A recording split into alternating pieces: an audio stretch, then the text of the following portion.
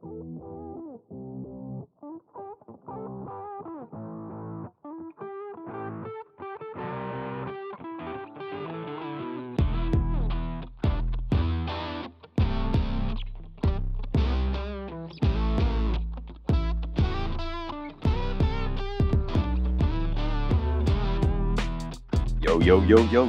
this is DJ Atoyumeni.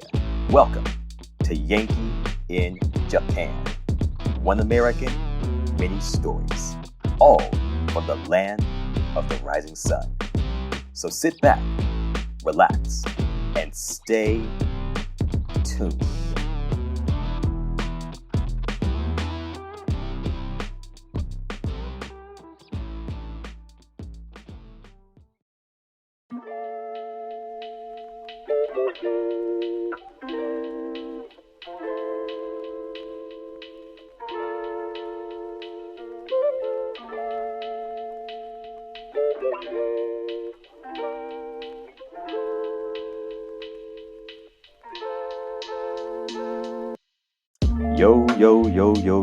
Yo, this is DJ Atoyumani, an American Yankee in Japan, the land of the rising sun. I'm based here in Osaka, Japan, very wonderful city. I'm sure I have listeners from near and far all over the world, hopefully, perhaps. Not sure how the weather is when you're in, but here in Osaka, things are getting a little chilly. October has come around, almost finished. And we've endured a brutal summer here in Japan. For those of you who have not visited this wonderful, beautiful country, the summers here, let me tell you, they are hell. I never thought Japan was this hot. I used to watch anime when I was a kid, and the animation was beautiful. Everyone looked to be having fun, but I never thought it was this hot. Man alive. So how's everyone doing? I should probably introduce myself. I have done this radio show, this podcast in Japanese. Today, for the first time, I start in English. For all my English speakers out there, nice to meet you. I'm DJ Atoyumani. I'm from America, North Carolina to be exact. Not sure if we have any listeners here from North Carolina, but if we do, shout out to you.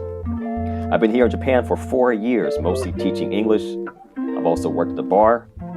I've done eikaiwa. I've done regular public schools. I've also worked at a radio station, and I still am. I've had a lot of different experiences, a lot of good stories, and that is why I started this podcast. And I want to share these things with you. So this show's concept actually started in Japanese. I started doing this on a Japanese application called what was that app called? Spoon Radio.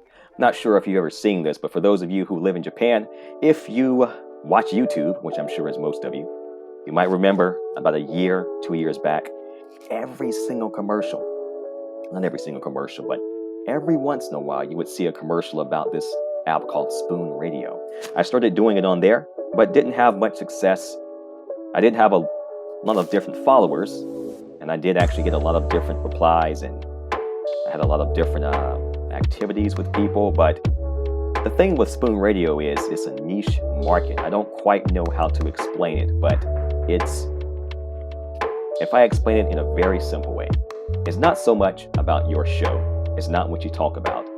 It's because people are your fans. If they like you, they will tune in. And you might say that that's for everyone, right? But I would hazard to say that Spoon Radio is not so much your average, typical, run-of-the-mill podcast app. It's a little different. I would say it's more so if you get lucky. I would also say it's more so for people with a voice fetish. Not really sure how to explain it, but, well, let's just say that it's mostly for people who reside here in Japan. And I wanted to put this radio show, this podcast, on a more global scale. And unfortunately, most people outside of Japan don't know about Spoon. And what's more, it's pretty difficult to customize what you've put out there. There's not much in terms of editing. It's pretty much just recording. You put your voice out there You might put some music on there, and it's okay. It's not too bad. But as a podcast application, there's not many functions. There's not many operations you can do with it. So, I did my best, and I actually put a lot on there. I wish I could share it with you. I might include a link here at the bottom. But for the moment, I'm thinking I'm going to stay on Podbean. Well, I'm happy to be here, and today I have a very interesting story for you. I told you before I teach. So when I first got here to Japan, I worked for the JET program. The JET program is, how should I say? Well, it's not a company, but it's a program. As the name suggests, it's a program that takes people from all over the world, mostly English-speaking countries, and it brings them here to Japan. It's a government-funded program. And these people from across the world are hired by boards of education, or sometimes directly by schools, to teach English as an ALT. ALT stands for Assistant Language Teacher.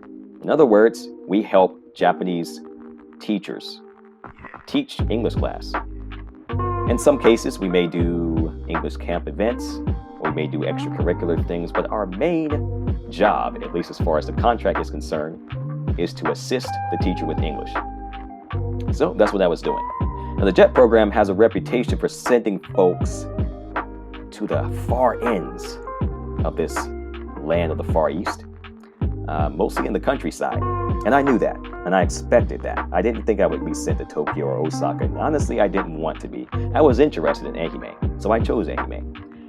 Now, Ehime is a pretty small prefecture here in Japan. Even a lot of Japanese people don't know a lot about it.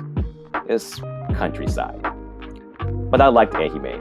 I liked Ehime from the first time I came here in Japan in 2010. I visited again in 2012, fell in love. Now, the thing with Ehime is, Ehime includes a part of the Seto Inland Sea. It's a huge sea here in Japan with about, 2,000 islands. Some of these islands are populated, some of them are not. Some of them are pretty big, some of them are pretty small. It's a mixed bag. There's a whole lot of variety here. It was to one of these islands that your main man Manny was sent. And this island was small. How small am I talking? Well, in terms of population, let's put it at 120 people, about. We're not really sure. At the time, it was 120 people. Now, the thing with this island is, there's a lot of graves on this island. The population, just like the rest of Japan, has been dwindling for a long time. And let me tell you something a little disheartening, but also pretty interesting. Now, the thing is, the graves, the tombstones on this island actually outnumber the living people. That's how small we're talking about. What's more? Check this out, y'all. Check this out. What's more? See, there's these wild boars on this island. I kid you not. Like real wild boars, right? Like Pumbaa. That's what I'm talking about. Just like that. We have all these Pumbas on this island. Apparently, these pigs swam from the mainland of Japan, and they swam to this tiny island. They made it, they had families, and now they have their own community there. These pigs, there are more wild boars on this island than actual human beings. That's how small we're talking. And this was the island I was sent to. I could tell you lots of stories about this place, but let's just leave it at that for now. So I lived in Ehime on this tiny island for 2 years as an English teacher. During that time, I had a lot of interesting experiences. And today, I'm going to tell you one of them. Today's story is called The Legend of Ma Lion. Do y'all know what the Ma Lion is? If you don't, check it out on Google. There's a statue in Singapore. I'm sure you've probably seen it before. It looks like a lion/fish, maybe some type of hybrid, and it shoots out water from its mouth. It's this constant spring of water. That is the Ma Lion. So, you guys might not know this, but I have a lot of nicknames. My real name is Emmanuel, but it's often shortened to Manny. That's what everyone calls me here in Japan, foreigners and Japanese alike. Why? Well, for one, it's hard for Japanese people to say my name, so they call me Manny. But I've got one more name, Merlion. See, when I lived in Ehime, I lived on this tiny island, right? And they had a festival every fall, like a fall festival, an autumn festival. Every culture has one of these, right? So it lasted 2 days. The first day was for this thing called the Mikoshi. Now check this out. If you don't know what a Mikoshi is, it's shaped like a small shrine. That's basically what it is. It's a small Japanese shrine. I think it comes from the Shinto religion here in Japan. Now I say small, but it's actually very heavy. Like, man, this thing, you cannot lift this by your... I don't care how strong you are. You can be Samson. You cannot lift this thing. It is heavy. And it takes a group of people and a lot of heart to move this thing around. So we put this thing on our shoulders and we parade around the town. That's the Mikoshi. On the second day, we take out this thing called a danjari, which is bigger and heavier. It's basically a Japanese-style float. Now, most of them have wheels, so we pull and push it around town. And at certain points, we take it off the wheels, and we use these large wooden poles that jut from the main body. And we put these poles on our shoulders, and we bear this immense load. It sounds crazy and it sounds dangerous, and yes, at its heart, it is dangerous. I mean, you have all this weight on your shoulders, but for the most part, people are safe about it. Now, there are some festivals here in Japan where they take the Mikoshi and they have these Kenka Matsuri. So Kenka means fight in Japanese, Matsuri means festival, so it's a fight festival. It's just like this big brawl. Now, what they do is they take this Mikoshi, we put it on our shoulders, and there's different teams, right? They didn't do this on this island because most people were old, and we didn't want anybody to die. But they do have Kenka Matsuri, and they fight with the Mikoshi. I know it sounds crazy and dangerous, and yes, it kind of is, but it's not as lethal as you may think. I've never seen anyone die or get injured. There is, however, a festival in Kishiwada where I do radio, by the way. And the Kishiwada Danjari Matsuri is crazy. It's crazy. I'll talk about that another time, but if you're interested, definitely check it out. Matsuris can take a whole different podcast if we'd like, but let's just put that aside for now. Also, in these festivals, there is a lot of alcohol. Man, I did not know how much Japanese people could drink. I don't know why. You know, when I was living in the States, I just didn't have this image of Japanese people drinking a lot, you know? But they do. At these festivals, man, they put it down. I was impressed.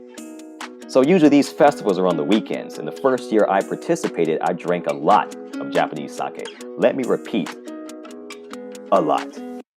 So it was the day of the Mikoshi. And on my little island, we take the Mikoshi from the shrine at the top of this mountain, and with this heavy load on our shoulders, we carry it down the mountain to the town. Of course, we have breaks too, and on the breaks, we drink. Now at that time, it was my first experience with the famous Japanese sake, the rice wine, right? You know, it was the first festival I had. Why not? Let me see what this tastes like, you know? It was good. I enjoyed it.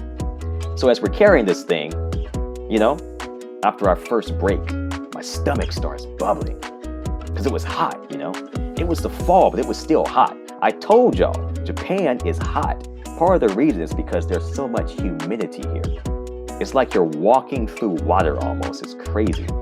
So as we're walking down this steep decline down the mountain, I'm talking about steep, man. It's raining, it's hot, it's humid. My stomach's like, no, I can't take this anymore. What's going on, man? Sweat's pulling down my back, my forehead, but I'm thinking, I'm looking around. Everyone's doing the same thing. They're putting their energy out. We got this heavy thing on our shoulders, but everybody's, they're trying their best. So I see that and I'm like, okay, I can do this. I gotta keep pushing. So then at last we had lunch, thank God. It was a huge feast. We got rice balls, chicken, sushi, all kinds of meats, treats, snacks, and of course, more alcohol. Yeah, more alcohol. So my stomach was killing me by that time. So I passed the food at first. But the thing is, after lunch, we'd have to carry the Mikoshi again back up the mountain. So I thought, okay, I need energy for moving, and I figured it was best to try to eat. So I ate. A little bit, not too much. So as time passed, I felt a little better. The power returned to my limbs, and thank God I could move again. So I'm thinking, okay, I got this. I got this here. No problem. And after a while, my stomach started hurting again. It started hurting more and more and more. Sharp pains, man, just bad. So I couldn't take it anymore. I knew I was going to throw up. No, I didn't want to throw up in front of everyone, though. Because, people were eating. That's gross. It's a real appetite killer, So I broke away from the group in a dash. And I ran to the port. And I leant over. And I just let it all out. I was nasty, man. It was real nasty. Now, before that time, it had been a long time since I threw up. Like years, man. Oh, that was disgusting. Never wanted to do that again. But after that, I felt better. Man, thank God. But after I threw up, I heard someone yelling from the group. Hey, Manny, what are you doing? You can't throw up beside the Mikoshi. What are you doing, man? So Japanese people who are listening, you probably already know this, but Mikoshi serve as transportation for a god. In other words, it's holy. It's a holy object. You could maybe make a comparison to the Ark of the Covenant that the Hebrews used to carry, And I mean, I knew this. I had it in my mind. But being from a totally different culture, different religion, I didn't really give it much thought. And I didn't think people were actually that serious about it. But apparently, this guy was. He was so pissed, man. So pissed. So I profusely apologized, and he seemed to be the only one who was pissed off. Everyone else was cool. They didn't really care. Anyway, in the end, everyone did see me throw up. Ugh. And there was this one young dude, especially, who got a real kick out of it. So from that day forward, he ditched the name Manny, and he gave me a new name, Merlion. Why? Well, I told you before, if you've ever seen the Merlion in Singapore, it's a statue with a constant stream of water pouring from its mouth like a spring. My pose was nowhere near as graceful as the Merlion, but a stream of vomit did pour from my mouth like a spring, and thus the legend of Merlion was born. And the name was a hit. Everyone saw it, everyone heard it, and the whole island knew me as the Merlion. Crazy stuff, man. So you guys have any nicknames with interesting stories? If you do, definitely drop a comment in the comment box. I want to connect with my listeners. Well, time flies when you're having fun, and our time has flown. That's it for today, folks. Thanks for coming out today, y'all. Yankee in Japan's intro music was Hard Soul by Ryinibeats. Today's background music was Lighter and Bullet by Midsummer. 90s Freestyle by Yusei. Trap Beat by Midsummer. Again, Yusei with And Baby, In This Moment We Exist. And lastly, my friend and brother, Rosie's Mr. Hyde. Check out my man's Rosie on his SoundCloud. That's R-O-Z-Y, Rosie. See you next time.